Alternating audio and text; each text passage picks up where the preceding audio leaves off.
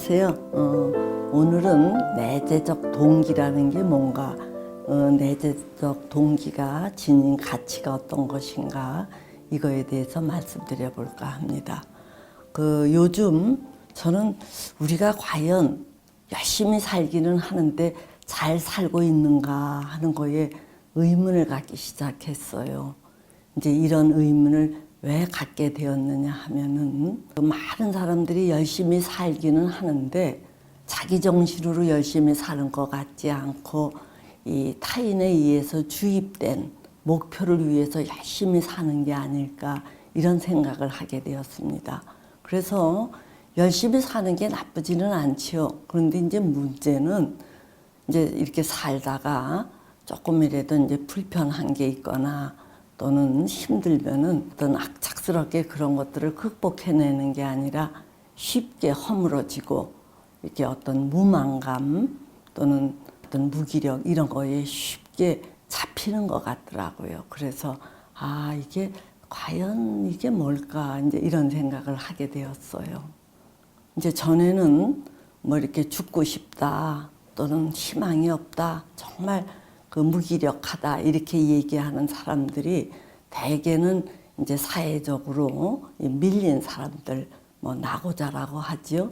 더 쉽게 뭐 루저라고 하는 이제 그런 분들이 살기 싫다, 정말 지겹다, 무기력하다, 이런 하소연을 많이 했는데, 근래에 들어와서는 이 사회적으로 이제 성공했다고 여겨지는 분들이 이런 하소연들을 꽤 하더라고요. 그래서 조금 세상이 변했나? 이게 뭐지? 이제 이렇게 생각을 하게 되었어요. 겉보기에는 정말 1% 또는 0.1%에 속한다는 사람들인데도 이제 그건 껍데기고, 그 사람의 이제 내면을 들여다보면은 형편없다는 얘기예요. 얼마 전에 어떤 변호사 양반도 저한테 와서 하소연하기를 자살 충동을 느낀다라고 하는 거예요. 그래서 아니 왜 그러느냐 그랬더니 자기가 연수원에서도 공부를 제법 잘했는가 보더라고요. 그래서 이 대형 로펌에 이제 근무를 하게 되었는데 11시, 12시가 되어도 이놈의 일이 끝나지를 않는다는 거예요. 그래서 뭐 어떨 때는 1시에도 들어가고, 또 집에 가서 이제 잠 한번 쿡 자고 일어나서는 또 정신없이 출근을 해서 일에 하루 종일 시달리니까 아내가 견디지를 못한다는 거예요. 그래서 부부싸움은 잦아지고, 이제 너무 일은 지치고, 이런 식으로 몇 해를 지나고 나니까 마치 자기가 무슨 기계가 된 것 같고, 그래서 돈을, 즉 수입은 몇 천만 원씩 된다 그러더라고요. 그렇지만 그게 무슨 소용이 있는지, 과연 내가 이러려고 그렇게 공부를 열심히 해서 성공을 한 건가 싶고, 이게 다 귀찮다는 얘기예요. 그래서 그분의 이야기를 들어보니 정말 이 수긍이 가는 거예요. 사람이 이렇게 조금 제대로 된 삶을 살려면은 일할 때 일하고 쉴 때 쉬고 해서 이렇게 어떤 재충전의 기회를 가져야 되는데, 이놈의 일이라는 게 한도 끝도 없이 밀려오니까 12시 거의 임박해서 겨우 집에 가기를 몇 년째 이렇게 생활을 하니 과연 견뎌낼 수가 있겠느냐는 얘기예요.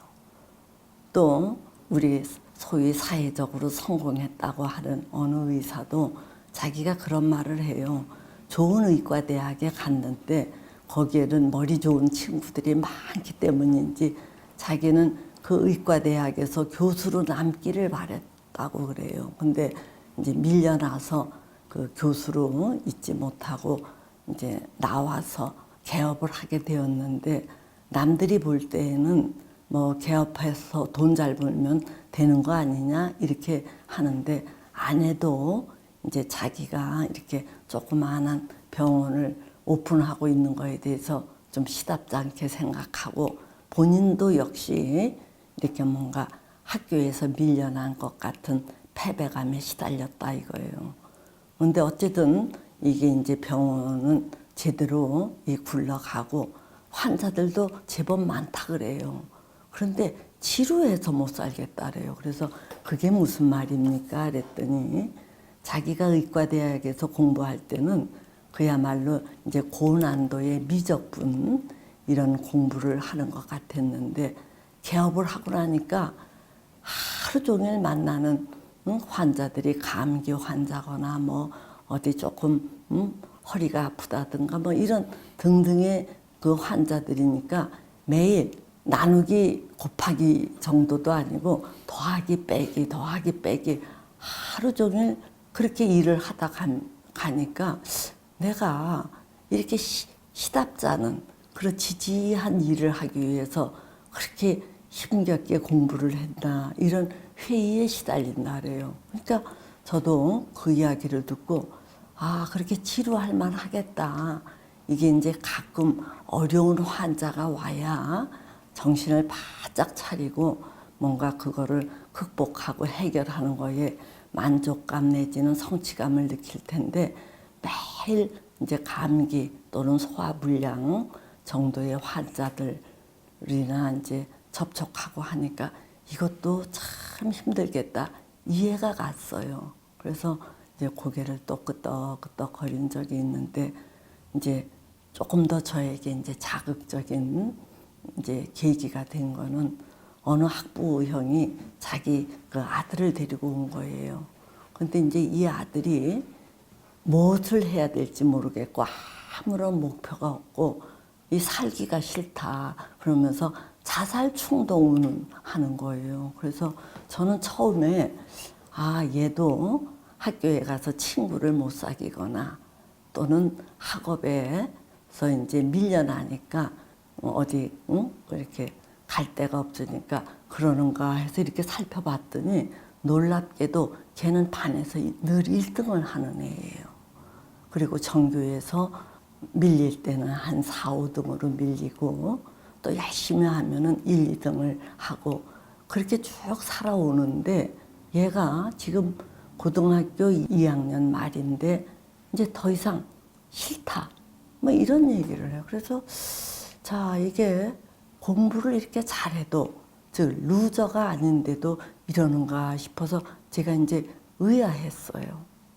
그래서 제가 이게 이제 도대체 어떤 연유에서 애가 이런 상태에 이렇게 이제 놓이게 되었는가 해서 제 나름대로 이렇게 저렇게 이제 막 뒤져보니까 이제 양부모님 다 일을 하는데 얘가 이제 자기 일은 자기가 스스로 알아서 하는 이런 좋은 습관을 몸에 배이게 했더라고요.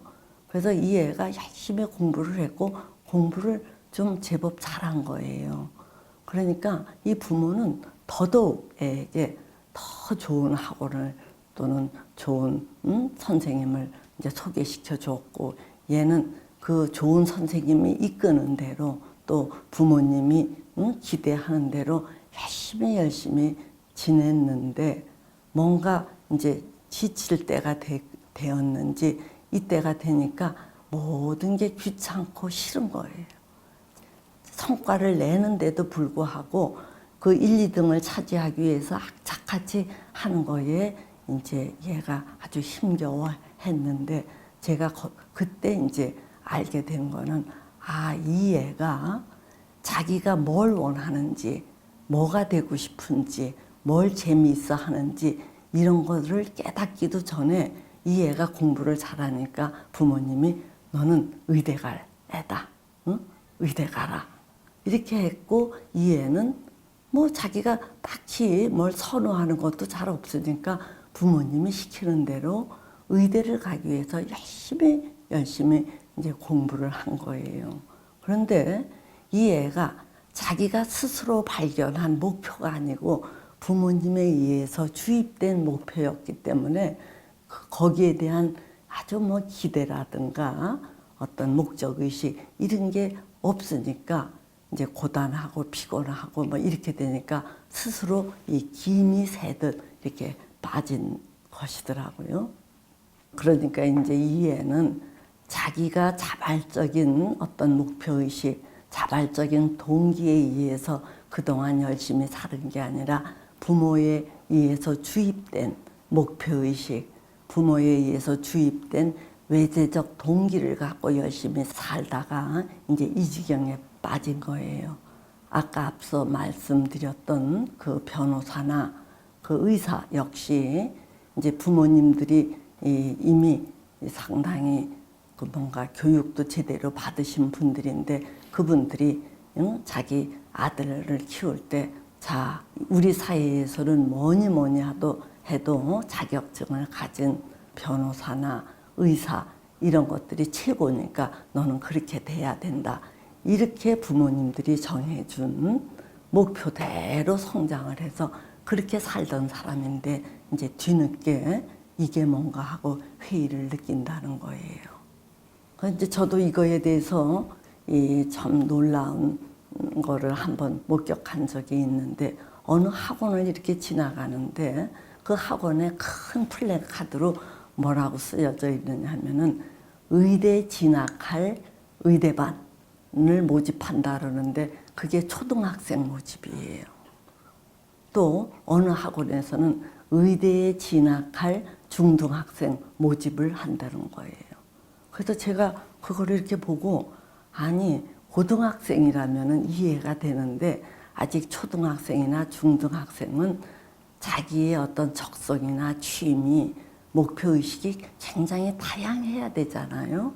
그런데 이 학원에서 이미 이제 그런 학생들을 모집하겠다고 하는데 그 반에 들어가려면은 쟁쟁한 실력을 갖춰야 된다는 거예요. 그리고 부모가 이제 인도를 해서 거기 가서 테스트를 거쳐서 그 반에 이제 이게 선발이 되어야 그 학원에 의대를 겨냥한 학원에서 공부를 할 수 있거든요. 그러니까 제가 그때 이 머리가 띵 하면서 야 이게 미쳤지 이게 가능한 일이냐 이런 이제 생각을 하게 되었어요. 근데 이 정도가 아니에요.